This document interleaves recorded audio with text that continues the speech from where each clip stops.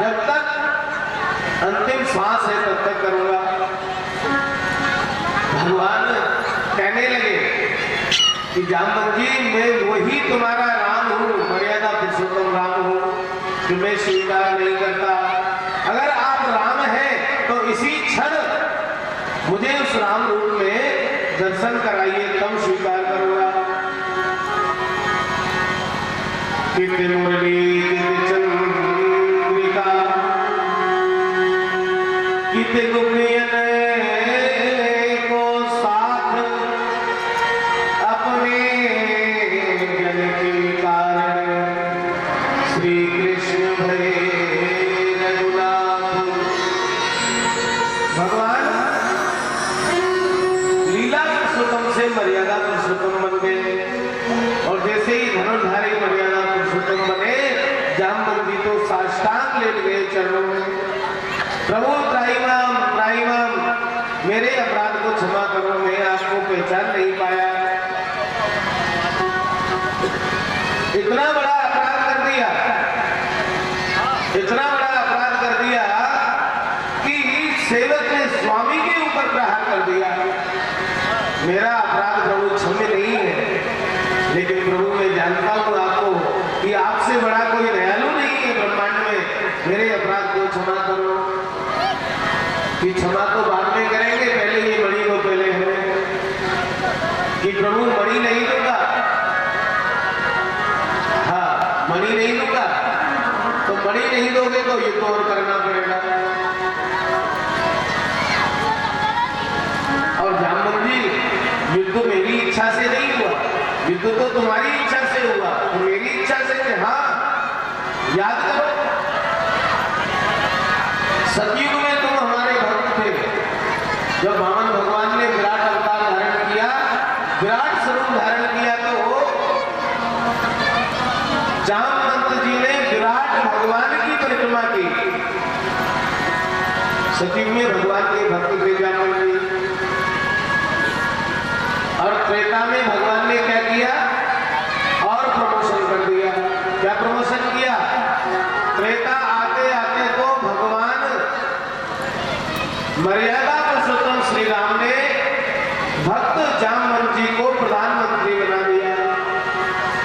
क्या बना दिया? प्रधानमंत्री। जामवंत मंत्री अति बुरा, पूरी सेना का मंत्री बना दिया। हो गया ना प्रमोशन। सतयुग में भक्त और त्रेता में मंत्री बन गए, और द्वापर जब आया, द्वापर जब आया, तुम्हें याद होगा कि तुम जब हमारे मंत्री थे त्रेता में, राम रावण युद्ध हुआ, पूरी सेना के मंत्री थे, तो रावण आदि दैत्यों का संहार हो गया, धर्म की स्थापना हुई, अयोध्या में भगवान लौट करके आए। तो भगवान ने सब वानर भालुओं से कुशल क्षेम पूछी कि भैया तुम अपना अनुभव बताओ, ये राम रावण युद्ध तुम्हें कैसा लगा, तुम्हें कैसा लगा, तुम्हें कैसा लगा। सबने अपने अपने अनुभव व्यक्त किए। जब मंत्री जी आपका नंबर आया कि मंत्री जी आप भी तो बताइए आपको कैसा लगा ये राम रावण युद्ध। जामवंत जी कहने लगे कि प्रभु हमें तो बिल्कुल आनंद नहीं आया। क्यों नहीं आया? कि हमारी टक्कर का कोई पहलवान ही नहीं था रावण के दल में, और प्रभु आपकी कृपा से, आपकी कृपा से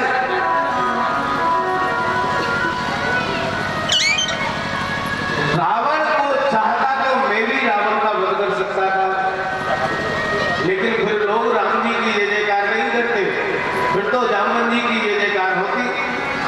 इसलिए मैंने रावण से युद्ध नहीं किया।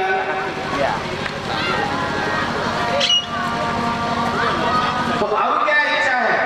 अयोध्या में पूछ रहे भगवान कि अब क्या इच्छा है? कि अब तो एक ही इच्छा है कि प्रभु ये वानर भालू और राक्षसों का युद्ध देखते देखते देखते देखते शरीर में खुजली चलने लग गई है। मेरी भी युद्ध करने की इच्छा हो रही है, लेकिन करूं तो किससे करूं? प्रभु आप ये कृपा कर दीजिए कि बस अब दो हाथ आपसे ही हो जाए। दो हाथ बस आपसे ही हो जाए। तो भगवान श्री राम कहने लगे कि जामवंत जी अभी तो हम मर्यादा पुरुषोत्तम है, अगर अभी तुमसे युद्ध किया तो लोग क्या कहेंगे, देखो मर्यादा पुरुषोत्तम की मर्यादा। जब तक अपना काम नहीं बना तब तक तो मंत्री जी मंत्री जी मंत्री जी, और अपना काम हो गया तो मंत्री जी को कमरे में बंद करके पीट रहे हैं, युद्ध कर रहे हैं। हाँ, तुम्हारी मुझसे युद्ध करने की इच्छा है तो लीला पुरुषोत्तम बन करके आऊंगा द्वापर में, तो तुम्हारी युद्ध करने का जो इच्छा है उसका भी पोषण करूंगा। और जब तक युद्ध करूंगा, जब तक तुम तृप्त नहीं हो जाते, तृप्त नहीं हो जाते, तब तक तुम्हारे साथ युद्ध करूंगा। अब ये बताइए कि तुम मेरे साथ युद्ध करते तृप्त हुए या नहीं हुए? कि प्रभु तृप्ति की बात करते हो, खड़े होने की सामर्थ्य नहीं है। भगवान ने अपना वरद हस्त जामवंत जी के ऊपर रखा, जामवंत जी स्वस्थ हो गए। भगवान कहने लगे, हे जामवंत जी मणि दे दीजिए। कि नहीं दूंगा प्रभु, ऐसे नहीं दूंगा। तो फिर कैसे दोगे? कि प्रभु मेरे एक कन्या है जिसका नाम जामवती है, मैं आपके चरणों में समर्पित करना चाहता हूं, मेरी कन्या का आप वरण करो, मेरी कन्या को स्वीकार करो। तो प्रभु दहेज के रूप में उस मणि को दे दूंगा, मैं कन्यादान करना चाहता हूं आपको, अपनी कन्या को दहेज के रूप में मणि को दे दूंगा। क्यों? क्योंकि मैं चोर करके नहीं लाया, परिश्रम करके लाया हूं उस मणि को। और परिश्रम भी कैसा? शेर से युद्ध किया है, सिंह से युद्ध किया है। इस मणि को दहेज रूप में स्वीकार कीजिए और मेरी कन्या को आप स्वीकार कीजिए, इसका वरण कीजिए। भगवान ने कहा ठीक है। और कुछ चाहिए? कि नहीं, और तो कुछ नहीं चाहिए प्रभु, बस एक कृपा कर दो कि ये जो शरीर रूपी नौका है सतयुग से चली आ रही है, सतयुग से चली आ रही है। सतयुग निकल गया, द्वापर निकल गया, तो द्वापर का भी अंतिम क्षण चल रहा है। सतयुग से त्रेता, फिर द्वापर, और द्वापर भी निकल गया, द्वापर का भी उत्तर चल रहा है। शरीर जर्जर हो गया है प्रभु, ऐसी कृपा कर दीजिए कि जो मेरी सतयुग से आपके चरणों में लगन है वो लगन लगी रहे, वो प्रीति बनी रहे, बस यही कृपा कर दीजिए। और निवेदन करने लगे, बड़ा सुंदर भाव है।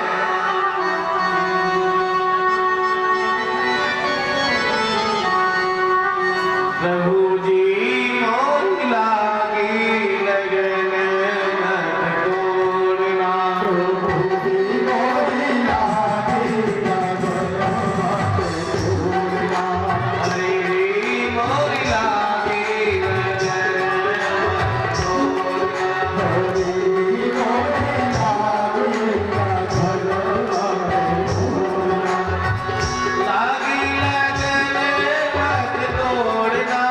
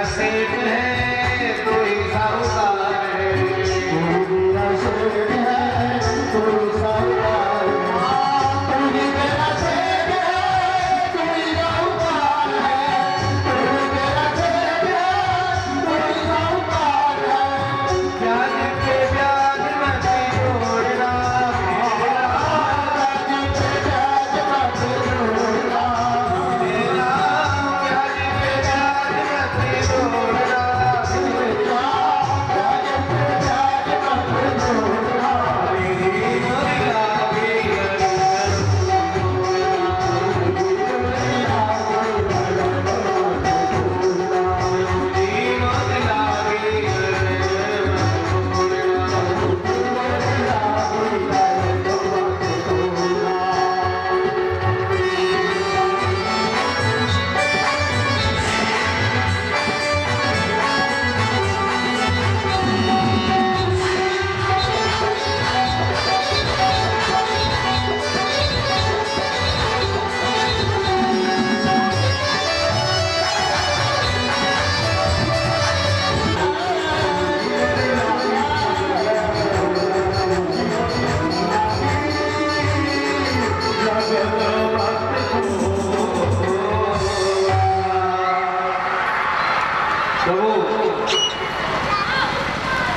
सतयुग से चली आ रही आपके चरणों में जो मेरी प्रीति है,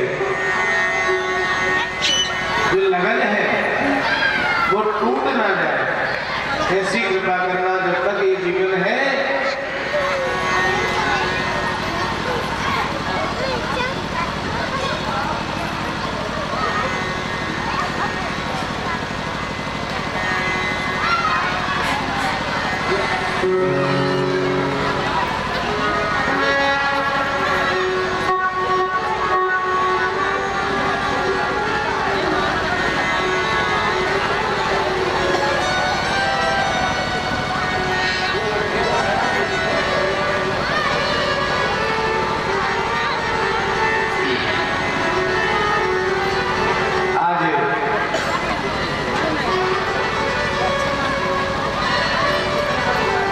जाम्बती जी को लेकर के और मणि को लेकर के भगवान द्वारका में पधारे।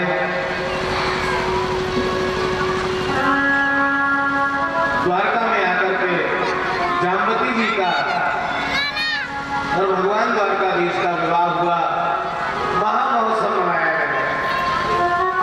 मणि को राजा सत्राजित को लौटा दिया गया। राजा सत्राजित को लौटाया गया। राजा सत्राजित संकुचित होने लगे। शर्म इतनी आई कि अपने राजभवनों से बाहर नहीं आ रहे हैं। लोग धिक्कारने लगे कि राजन, तुमने व्यर्थ में ही भगवान द्वारकाधीश को चोरी का कलंक लगा दिया।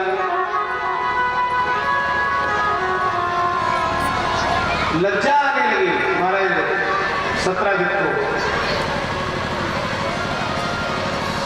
तो कभी भी भैया ये निवेदन है आप सभी से,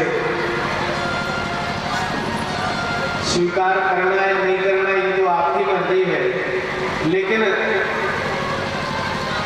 हमारी विनती है आप सभी से, निवेदन भी है, विनती भी है, प्रार्थना भी है, जो भी समझो, किसी के भी ऊपर आरोप लगाने से पहले ध्यान देना, उस बात की पूरी पुष्टि कर लीजिए। हम अंदाजे से ही कह देते हैं, अरे हमारे 10 रुपये यही थे, हाँ इन्होंने लुटाए और कोई था ही नहीं, ये हमसे परसों मांग रहे थे, हमने दिया नहीं तो इन्हें चुरा लिए होंगे, निश्चित रूप से इन्हें चुराए। संशय नहीं, अंदाज से ही पूरा पता कह देते हैं हम इन्हें चुराए। आपने तो 2 मिनट लगा कह दिया, लेकिन जिसके ऊपर आरोप लगाया, जिसके ऊपर कलंक लगा दिया, और कलंक मृत्यु से भी बड़ा दंड होता है। हमने तो अंदाजे से कह दिया कि नहीं चुराया पक्का है, लेकिन उस व्यक्ति का तो जीवन बर्बाद हो गया। इसलिए भैया कभी भी किसी भी व्यक्ति के ऊपर किसी भी प्रकार का आरोप लगाने से पहले पूर्ण पुष्टि कर लें, इसके बाद आरोप लगाया जाए। लेकिन हम लोगों को क्या स्वभाव हो गया है, अंदाजे से, अरे और कोई हो ही नहीं सकता, बस यही है, इन्होंने ही चुराया, इन्होंने ही किया, और कोई हमारा बुरा करेगा ही नहीं, इन्होंने किया, अंदाजे से। तो किसी के भी ऊपर कलंक नहीं करना,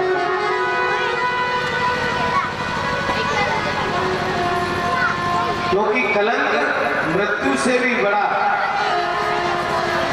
मृत्यु छोटी है, कलंक बड़ा है। हमने तो 2 मिनट लगा कह दिया, लेकिन उसका जीवन बर्बाद हो गया जिसके ऊपर आरोप लगाया है। तो निवेदन है कि किसी के भी ऊपर किसी भी प्रकार का आरोप लगाए, उससे पहले पुष्टि कर लें सत्यता क्या है, पूरा प्रमाण आपके पास हो, तब ही आरोप लगाया जाए। और भैया संत तो ये होते हैं, सज्जनता तो ये होती है कि पूर्ण पुष्टि भी हो गई कि इन्होंने हमारे 10 रुपये चुराए, पक्का पता चल गया।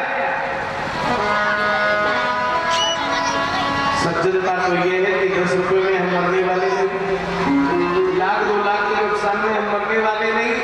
लेकिन अगर उसको, अगर गंभीरता है, सज्जनता है, तो भगवान उसको अपने आप दंड देंगे, भगवान उसको अपने आप दंड देंगे। आप अपना हृदय विशाल कीजिए, उसके जीवन को बर्बाद होने से रोक दीजिए, ये सज्जनता है। कथा सुनकर के भी अगर हमारा हृदय परिवर्तित नहीं हुआ, हिरण्यकश्यप ने प्रहलाद जी को कितना दंड दिया, और वही प्रहलाद जी भगवान से कह रहे हैं कि मेरे पिता को नरकों में नहीं जाना पड़े, तो वो ऐसी कृपा कर दो। तो ये होती है सत्यता। सत्राजित महाराज से देव ऋषि नारद जी कह रहे हैं कि तुमने अपराध को बहुत बड़ा किया है, जो भगवान के ऊपर चोरी का कलंक लगाया, वो तो भगवान ने दिया, उन्होंने अपने ऊपर से लगा हुआ चोरी का कलंक उतार दिया। लेकिन हमारे जैसे साधारण लोग कैसे उतार पाएंगे, जो अंदाजे से चोरी का कलंक, किसी भी प्रकार का आरोप लगाया। अरे भगवान बड़े दयालु है, ऐसा करो राजन, भगवान अब विवाह करने में लगे हुए हैं, तुम्हारे भी ये कन्या है, और भगवान से सुंदर और श्रेष्ठ वर और दूसरा कौन होगा, अपनी कन्या का विवाह भगवान द्वारकाधीश से कर दीजिए। राजा सत्राजित कहने लगे, इच्छा तो मेरी भी है, लेकिन जाऊं तो कैसे जाऊं, कैसे भगवान के सामने जाऊं, मुझे लज्जा आ रही है। अरे जाओ तो सही, भगवान तो बड़े दयालु हैं, तुम्हारे अपराध को क्षमा कर देंगे।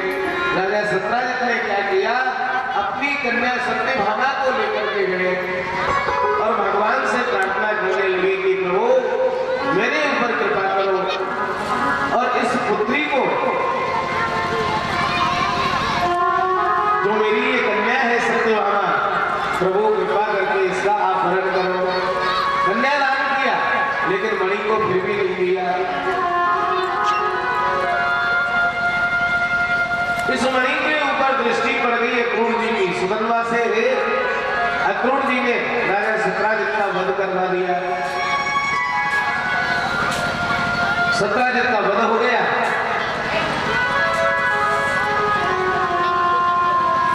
भगवान को जब ये खबर मिली तो सत्यभामा जी रोती हुई भगवान के पास गई और जाकर के कहने लगी कि मेरे पिता का वध कर दिया है किसी ने।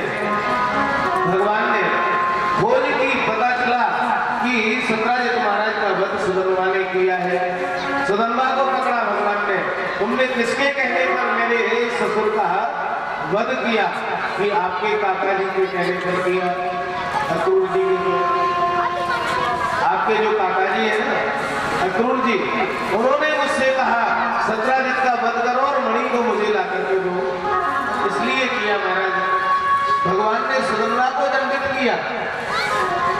अक्रूर जी से कहा भगवान ने कि काका जी मणि के चक्कर में समधी को मार दिया,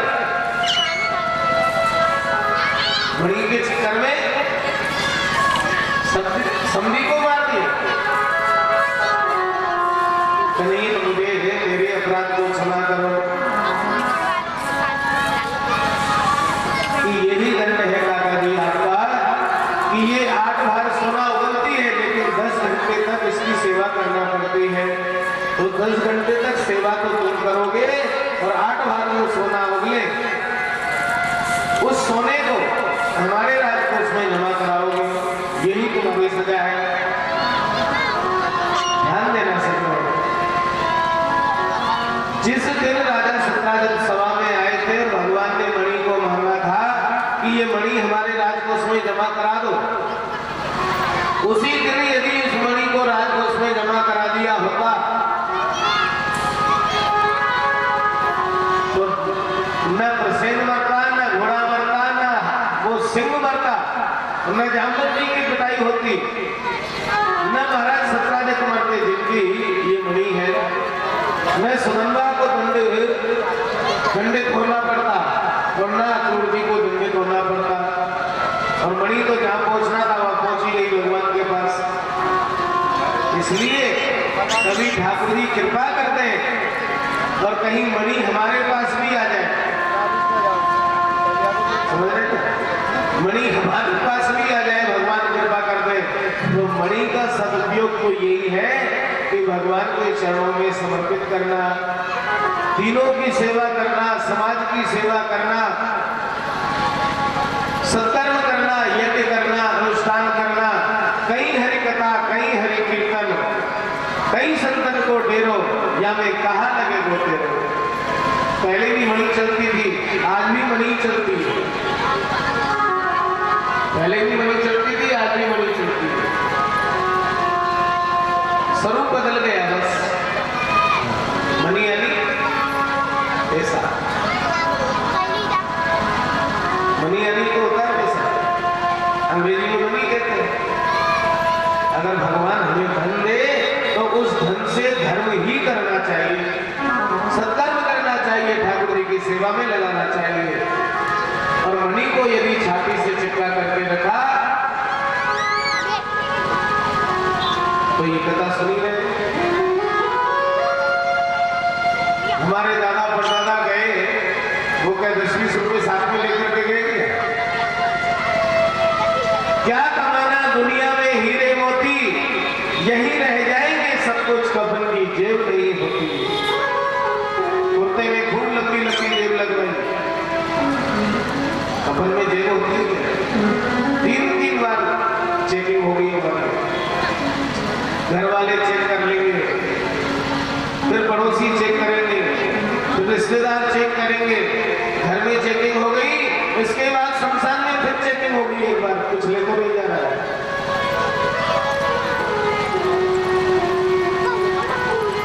एक छदाम नहीं ले जा सकते हैं। तो भैया यहीं से प्राप्त हुआ, यहीं से प्राप्त हुआ और यहीं पर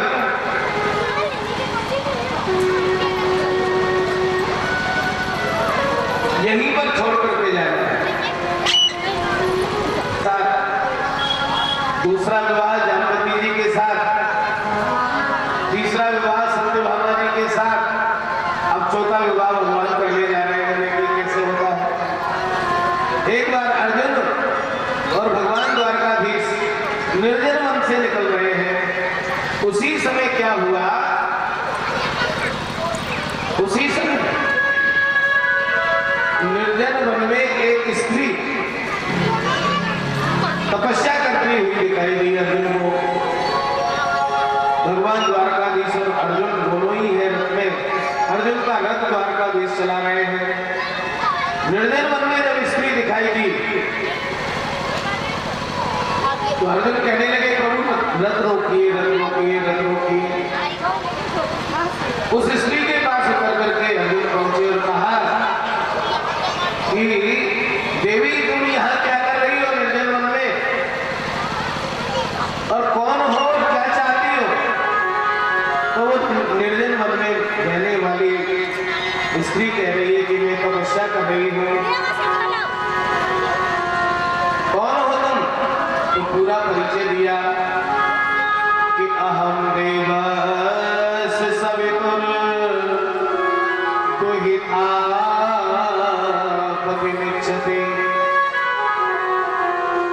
विष्णुं वरेण्यं वरदं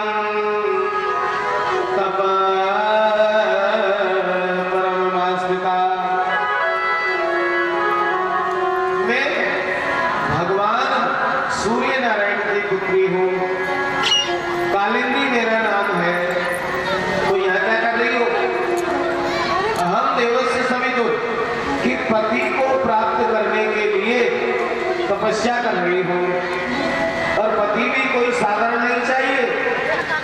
कौन चाहिए? विष्णु वरेण्यम वरदं परमास्मिता। विष्णु का वरण करने के लिए तपस्या कर रही हूँ। और ये तपस्या जब तक करती रहूंगी, जब तक करती रहूंगी, कब तक? जब तक स्वयं विष्णु भगवान आकर के मेरा वरण नहीं कर लेते, तब तक मैं तपस्या से उठूंगी नहीं। अर्जुन कहने लगे, देवी आपकी तपस्या पूरी हो चुकी है। तो कैसे? कि जो मेरा रथ चलाते हैं ना, वही तो विष्णु है। खड़ी हो जाओ। उधर भगवान को इशारा कर दिया, जल्दी आओ। भगवान के पीतांबर से कालिंदी जी की ओढ़नी में गांठ लगा दी। निर्जन मन में ही गणाधिपं नमस्कृत्य उमा लक्ष्मी महेश्वरी दंपत्यो दक्षिणार्थाय पटग्रंथि करोम्यहम्। वहीं ग्रंथि वंदन कर दिए। द्वारका में पधारे कालिंदी जी को लेकर के और महामहोत्सव मनाया गया। ये भगवान का चौथा विवाह हुआ।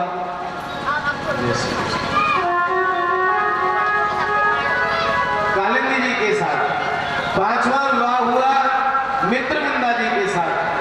छठा विवाह हुआ लग्नजित जी के साथ। सातवां विवाह हुआ भद्रा जी के साथ।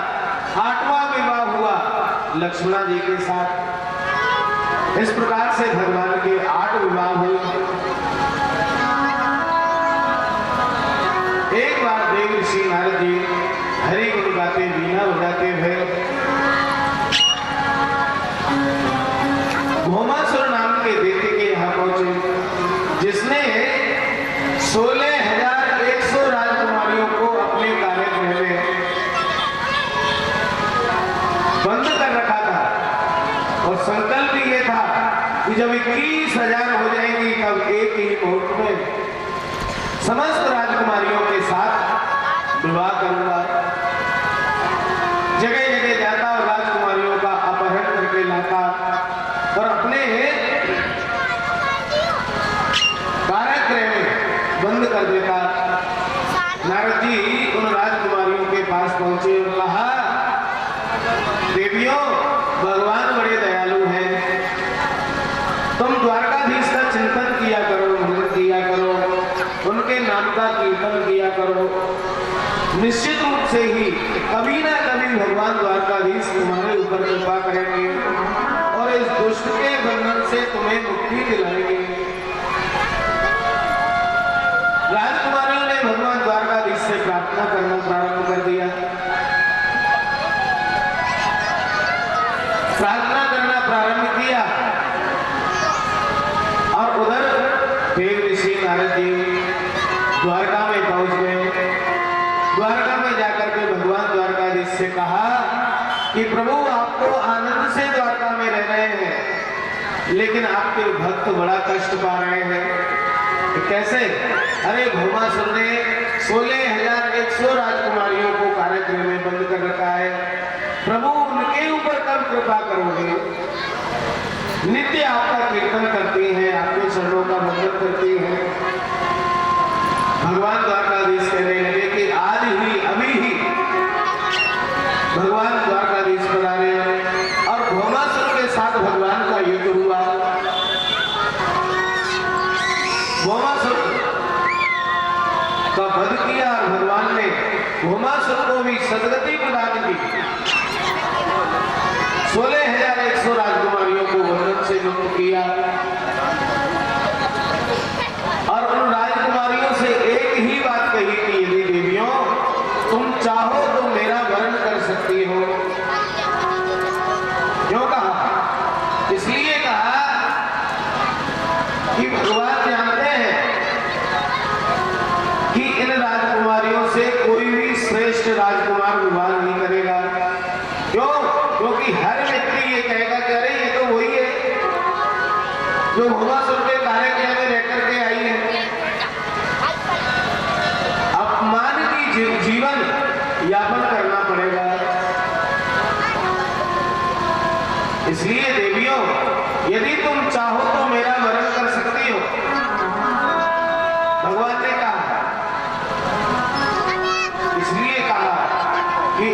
परिस्थिति में क्या होगा, या तो ये आत्महत्या कर लेंगे और आत्महत्या नहीं की तो कुमार्गगामी हो जाएंगे।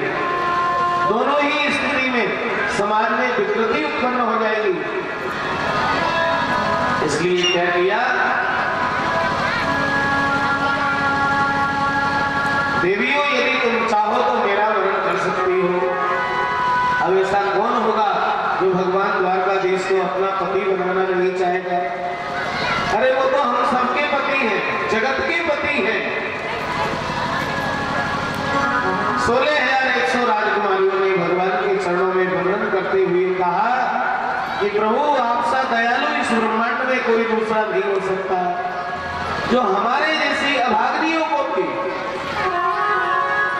द्वारका की महारानी बनने का सौभाग्य प्रदान कर रहे हो। आपसे बड़ा दयालु इस ब्रह्मांड में कोई दूसरा नहीं हो सकता।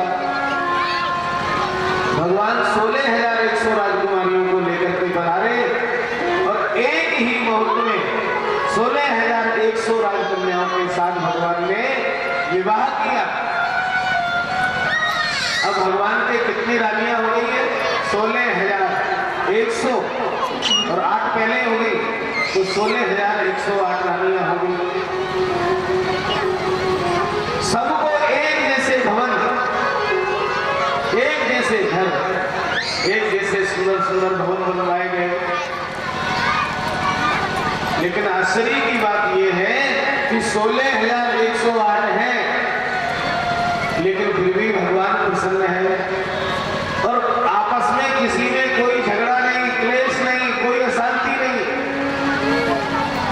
हाँ, और हमारे घर में एक है, हाँ, और एक की वजह से कई तो महात्मा हो गए, और जिनके 2 हैं उनसे आप खुद मिलना कि तुम्हारी क्या स्थिति है। हाँ, एक की वजह से कई महात्मा हो गए, घर छोड़ करके चले गए। और कई लोग तो हमसे आके कहते हैं महाराज बाहर रहते हैं, मतलब बहुत अच्छे रहते हैं, खूब प्रसन्न रहते हैं, और घर में जाते ही क्या होता है, अरे महाराज क्या बताएं, यही इच्छा होती है कि कौन सा समय है कि घर से हम बाहर निकले।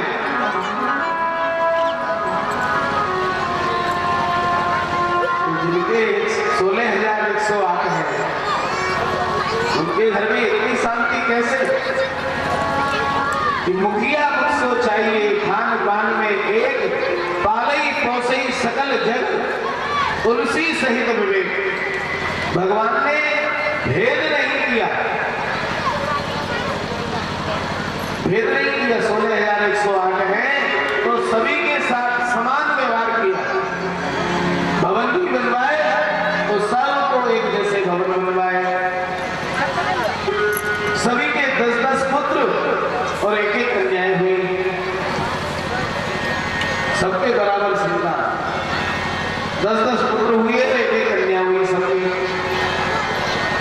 किसी के एक बेटा होता, 10 कन्या होती, या किसी के कुछ नहीं होता तो भी झगड़ा लड़ाई होता। लेकिन नहीं, भगवान समान दृष्टि से देखा सबको, 10-10 पुत्र और एक कन्या। अब बताइए, लड़ाई झगड़े का कोई प्रश्न ही नहीं होता। घर बनवाए तो एक जैसे आनंद पूर्वक द्वारका में भगवान निवास कर रहे हैं। अब तो भगवान के नाती पोते भी होने लगे हैं। भगवान ने रुक्मिणी जी से विनोद किया कि राजपुत्री सीता भूपे लोकपाल विभूति महानुभावे श्रीमद्वे रूपोदार्य बलोर्जिते। रुक्मिणी जी, तुमने ऐसा क्या देखा जो मेरा वरण कर लिया? अरे तुम्हारा वरण करने के लिए तो बड़े बड़े राजकुमार आए, बड़े बड़े रूपवान आए, बड़े बड़े बलवान आए, बड़े बड़े धनवान आए, लेकिन आपने उन सबका परित्याग करके मेरे साथ विवाह किया। मेरा रूप भी श्रेष्ठ नहीं, मैं बलवान भी नहीं, रण छोड़ करके भाग गया। बड़े बड़े राजाओं के भय से समुद्र के अंदर निवास कर रहा हूं। बलवान भी नहीं हूं, रूपवान भी नहीं हूं, रंग का काला हूं।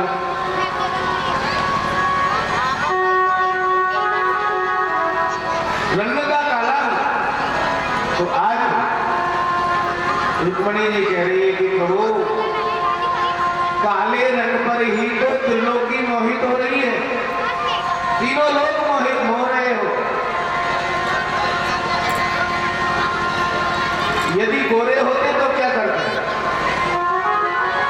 काले रंग पर ही पूरी दुनिया आपके रूप पर निछावर है।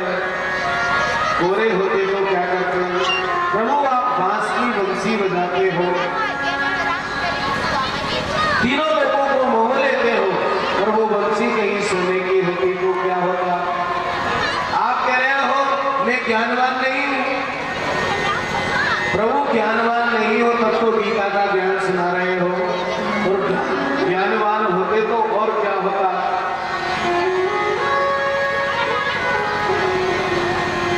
इसलिए प्रभु, ये तो आपकी बड़ी कृपा है कि हमारे ऊपर आपने कृपा की, द्वारका की महारानी बनने का सौभाग्य प्रदान कर दिया। रुक्मणी जी से विनोद हुआ। आगे उषा अनिरुद्ध के विवाह का प्रसंग कह करके श्रवण करवाया। एक नकली द्वारकाधीश बन गया पंकज नाम का दैत्य, जिसने लोगों को भ्रमित कर दिया। दो हाथ तो थे ही सही, दो हाथ लकड़ी के लगवा लिए। कोई भक्त आता तो कमर पे परस स्विच लगवा लिया, चक्र चालू। लोग इसके भक्त बनने लगे। भगवान को पता चला, भगवान आए और सुदर्शन से इसका शिरच्छेदन कर दिया, कंठ का उद्धार किया। इसको भी भगवान ने सदगति प्रदान की। आगे भगवान इंद्रप्रस्थ पर आवे और इंद्रप्रस्थ जाकर के अर्जुन और भीम को साथ में लेकर के ब्राह्मण का रूप बना करके जरासंध के यहाँ पहुंचे। मगध देश जरासंध के यहाँ जाकर के जरासंध क्या करता? ब्राह्मणों को खूब दान देता, बहुत दान देता, जो मांगते वही देता। कब से? जब से इसने ब्राह्मणों को अनुष्ठान पर बिठाया।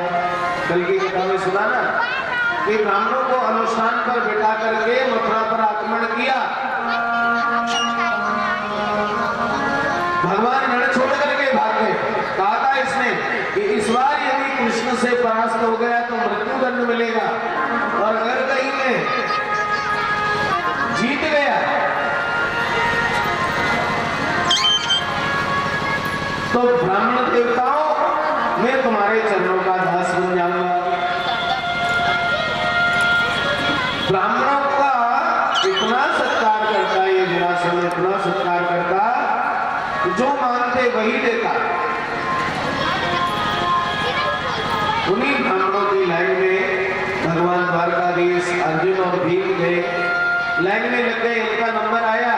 जरासंध पूछने लगा क्या चाहिए महाराज? जो मांगोगे सो प्राप्त हो जाएगा। भगवान कहने लगे त्रिवाचा भरो, बदलोगे तो नहीं, जो मांगेंगे सो मिलेगा। कहाँ मिलेगा? तो आज भगवान कह रहे हैं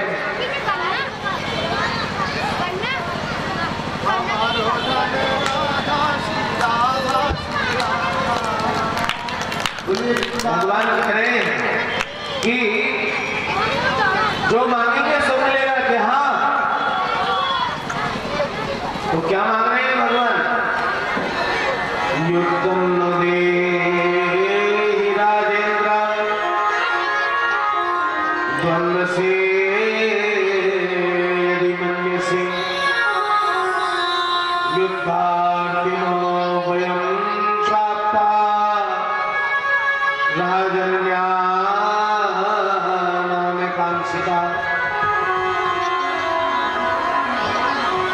युद्ध दान में देखो, युद्ध। जरासंध विचार करने लगा कि ये कैसे ब्राह्मण युद्ध दान में मांग रहे हैं। अरे कोई गौदान मांगता, कोई द्रव्य दान मांगता, कोई भूमि दान में मांगता, लेकिन युद्ध दान में मांगने वाला ये ब्राह्मण कैसा है। भगवान मुस्कुराने लगे। जैसे ही मुस्कुराए जरासंध कहने लगा, पंडित जी मैंने पहले कहीं आपको देखा है, ऐसा लग रहा है। भगवान ने कहा कि देख लिया होगा भैया, तुम्हारे यहाँ तो ब्राह्मणों की लाइन लगी रहती है, कभी हम भी आ गए होंगे, देख लिया होगा। भगवान और मुस्कुराने लगे तो जरासंध कहने लगा कि पंडित जी आपकी शक्ल मथुरा वाले कृष्ण से मिलती है। भगवान ने कहा मिलती नहीं है, मैं ही मथुरा वाला कृष्ण हूँ। हम ये समझ गया कि जिसने 17 बार मुझे परास्त कर दिया, उससे अगर युद्ध करूंगा तो मेरी विजय कैसे होगी। बहाना लगाने लगा कि नहीं नहीं कृष्ण, मैं तुमसे युद्ध नहीं कर सकता। क्यों नहीं कर सकते? तुमने अभी वचन दिया है कि युद्ध इसलिए नहीं कर सकता कि अगर तुम्हारे साथ युद्ध किया तो लोग क्या कहेंगे। अरे देखो देखो, जरासंध जैसा महायोद्धा, जरासंध जैसा महायोद्धा एक कायर के साथ युद्ध कर रहा है, मेरी सूरवीरता पर कलंक लग जाएगा। बहाना लगाने लगा। भगवान कहने लगे कोई बात नहीं, ऐसा करो कि मैं अपने साथ 2 पंडित जी और लेकर के आया हूं। जरासंध कहने लगा कि जब आप नकली पंडित हो तो ये साथ वाले असली पंडित कैसे हो सकते हैं। पहले ये बताओ कि ये कौन कौन है। भगवान ने कहा कि देखो भैया, ये तो है भीम और ये है अर्जुन, इन दोनों में से कोई से भी युद्ध कर लो। जरासंध विचार करने लगा कि अर्जुन से भी नहीं जीत सकता। क्यों? क्योंकि अर्जुन मुझे परास्त कर देगा। तो ये जरासंध क्या कहने लगा कि अर्जुनो न भवेत् योद्धा भीमस्तुल्यो बलो ममः। अर्जुन तो योद्धा ही नहीं है, एक बार किन्नर बना है। अगर मैं अर्जुन से युद्ध करूंगा तो लोग क्या कहेंगे कि जरासंध जैसे महायोद्धा को कोई पुरुष नहीं मिला युद्ध करने के लिए, जो किन्नरों के साथ युद्ध कर रहा है। अयम तु वैसा तुल्यो नाति सुतो न मे समा। अर्जुनो न भवेत् योद्धा, अर्जुन तो योद्धा ही नहीं है। तो भैया भीम के बारे में कुछ विचार कर लो कि हाँ भीमस्तुल्यो बलो मम, जानता है भीम को तो परास्त कर दूंगा। भगवान ने कहा कोई बात नहीं, भीम से ही युद्ध कर लो, भीम से युद्ध कर लो। और भीम को भी थोड़ा सा अहंकार हो गया कि भगवान फेल, अर्जुन भैया फेल और हम पास हो गए। थोड़ा सा अहंकार हो गया। भगवान ने कहा अहंकार ही तो भगवान का आहार है कि जरासंध का उद्धार तो बाद में कराऊंगा, पहले भीम के अहंकार को नष्ट करना है। जरासंध और भीम का जब युद्ध हुआ, भीम की हड्डी हड्डी टूट गई। खड़े होने की सामर्थ्य नहीं थी। एक दिन शाम के समय भीम ने गदा को उठाया और भगवान के हाथों में देते हुए कहा कि प्रभु मेरे ऊपर कृपा कर दो। ये क्या करना है? कि इस गदा को अपने दोनों हाथों से जोर से पकड़ करके पूरी ताकत से मेरी खोपड़ी में मार दो। भगवान कहने लगे तुम बचोगे क्या? यही तो चाहता हूँ कि दुष्ट के हाथों से मरने से तो अच्छा है कि आपके हाथों से मर जाओ। वो दुष्ट मरने में नहीं आता। खूब प्रयास कर लिया, हड्डी टूट गई, मेरी सामर्थ नहीं है जरासंध को परास्त करने की, मेरी शक्ति नहीं। भगवान समझ गए कि अहंकार दूर हो गया है इनका भी। जो अहंकार था ना कि भगवान फेल, अर्जुन भैया फेल और हम पास, तब भगवान ने कहा कि भीम, युद्ध को जीतने के लिए दो चीजों की आवश्यकता होती है, बल और बुद्धि। बल भले ही कम हो, हम चल जाएगा, लेकिन बुद्धि प्रबल होना चाहिए। क्या किया? भगवान कह रहे हैं कि बल और बुद्धि दोनों लगाओ, तुम्हारी विजय हो जाएगी। भीम ने कहा कि जो चीज है ही नहीं वो लगाए कहां से? बल है वो लगा रहे हैं, बुद्धि है ही नहीं लगाएंगे कहां से? भगवान ने कहा कि नहीं है तो पड़ोसियों से ले लिया करो, कल युद्ध करना, बल अपना लगाना और बुद्धि हमारी लगा देना, तुम्हें विजय प्राप्त हो जाएगी। यही हुआ जब युद्ध करते करते करते करते भीम परास्त होने लगे। ध्यान आया कि भगवान ने कहा था कि हमारी तरफ देखना, हम बुद्धि दे देंगे। जैसे ही देखा भगवान की तरफ, भगवान ने क्या किया? एक तृण को बीच में से चीर करके विपरीत दिशाओं में फेंक दिया। भीम समझ गए क्या करना है। एक धोबी पछाड़ लगाई, दोनों पैरों को जरासंध के एक पैर के ऊपर रखा, दोनों हाथों से एक पैर पकड़ा, बीच में से चीर करके जरासंध को और विपरीत दिशाओं में फेंक दिया। जरासंध का उद्धार हो गया। भगवान ने जरासंध को भी सदगति प्रदान की।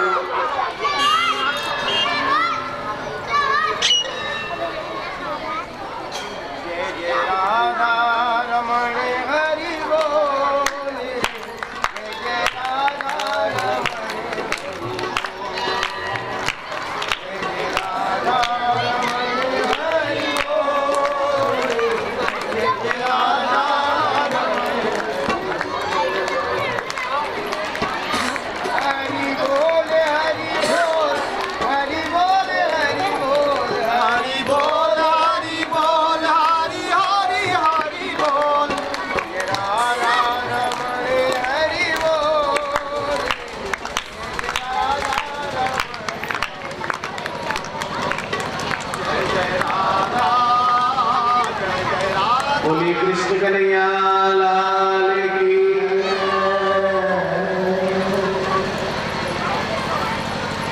जरासंध का उद्धार कराया। तत्पश्चात 20,000 राजाओं को जरासंध ने बंदी बना रखा था और राजाओं को बंधन से मुक्त कराया। 20,000 राजाओं ने भगवान के चरणों में वंदन किया। कृष्णाय वासुदेवाय हरे परमात्मने प्रणता क्लेशनाशाय गोविंदाय नमो नमः। और जितना भी धन था उस धन को लेकर के भगवान द्वारकाधीश और भीम जरासंध के यहाँ से इंद्रप्रस्थ आए। इंद्रप्रस्थ में आकर के पांडवों का राजसूय यज्ञ संपन्न कराया और उसी यज्ञ में भगवान की प्रथम पूजा हुई। भगवान ने यज्ञ में सेवाओं का वितरण किया। द्रौपदी जी को परोसने की सेवा प्रदान की। दुर्योधन को कोषाध्यक्ष बनाया गया। भीम को भंडारी बनाया गया कि जो खाना जानता है वो खिलाना भी जानता है। और स्वयं भगवान ने क्या किया, झूठी पत्थर उठाने की सेवा स्वयं स्वीकार की। तो कभी भी भैया कोई यज्ञ हो, अनुष्ठान हो, कोई भी ठाकुर जी का उत्सव हो, तो उसमें यदि छोटी से छोटी सेवा भी हमें प्राप्त हो जाए, फर्श बिछाने की, पट्टी बिछाने की, बुहारी लगाने की या पत्थर उठाने की, सौभाग्य समझना चाहिए कि परम सौभाग्य हमारा कि इतना बड़ा यज्ञ हो रहा है। अरे हमें कम से कम छोटी सी सेवा तो मिल गई।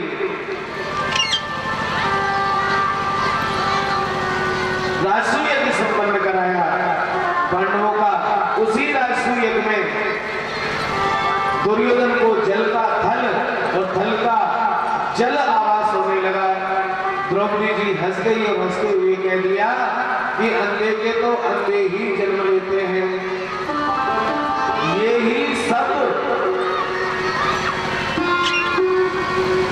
यही सब महाभारत का कारण बन गए, महाभारत का बीजारोपण हो गया। आगे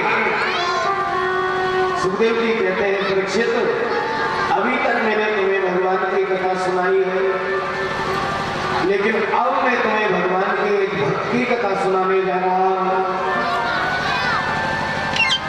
कृष्ण